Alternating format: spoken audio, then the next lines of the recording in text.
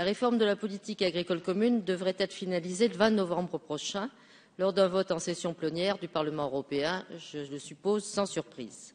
Cette réforme a suscité beaucoup d'attentes positives, qu'il s'agisse du soutien aux petites fermes et la surprime aux 52 premiers hectares, du maintien et du développement de l'emploi dans les territoires ruraux, ou encore de la conditionnalité des aides liées aux pratiques respectueuses de la nature et de la santé de nos concitoyens.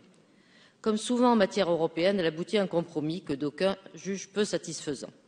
Des renoncements ont en effet limité la réorientation des pratiques agricoles vers la préservation de l'environnement ou la lutte contre le réchauffement climatique.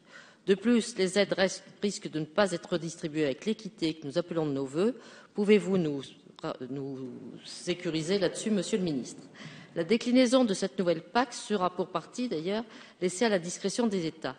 En tant qu'Européenne convaincue, je regrette cette renationalisation partielle de cette politique communautaire fondatrice, mais je me félicite que la France puisse bénéficier d'une réelle marge de manœuvre pour soutenir l'agriculture locale, paysanne, biologique, créatrice d'emplois, garante de la souveraineté alimentaire, synonyme de qualité, respectueuse du bien-être animal et des écosystèmes.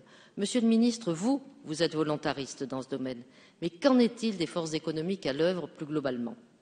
La situation actuelle en Bretagne ou ailleurs le prouve, il est nécessaire de lancer une réelle transition du modèle agricole et agroalimentaire français dominant.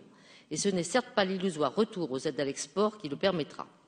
La France pourrait plutôt s'appuyer sur les marges de manœuvre du second pilier pour encourager des mesures agro-environnementales fortes qui soutiennent l'emploi et le développement rural, irriguant ainsi tous les territoires.